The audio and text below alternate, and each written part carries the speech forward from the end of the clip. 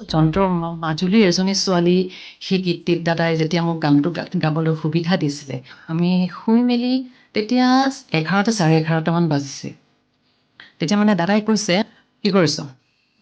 কি কৰিছ মানে শুই আছোঁ আকৌ বোলো। হেৰি কৰ, আহি যা। আহি যা মানে ক'ত আহিম বোলে?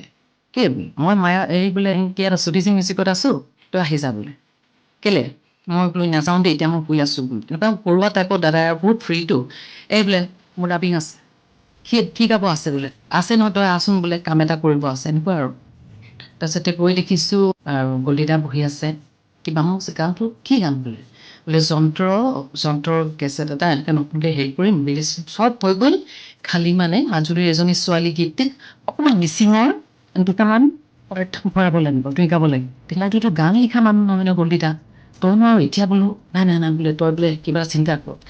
তেতিয়া মানে মই এটি কলি এটা মনলৈ আহিলে, তেতিয়া মানে সেই নানেক বিনাম সেই মিচিং পাৰ্টটো যিটো গানটো আৰম্ভণিতে, তেতিয়া মই বোলো গলিদা তই শুনচোন বাৰু, মই তেতিয়া অলপ গালোঁ। দুটাত হেৰিতে টেকত লৈ ল'লে। আৰু এটা তেনেকৈ মোৰ আয়াং কেছেটৰ তাৰপৰা এটা পলি তেনেকৈ সেই দুটা কি হৈ গ'ল, সেই তেনেকৈ মানে মাজুলীৰ সেই যন্ত্ৰৰ গানটোৰ সৃষ্টিটো তেনেকৈ মানে হেৰি কৰিলোঁ, ভাল লাগিল। আৰু সেই গানটো এতিয়া ৰাইজে খুব আদৰি ল'লে।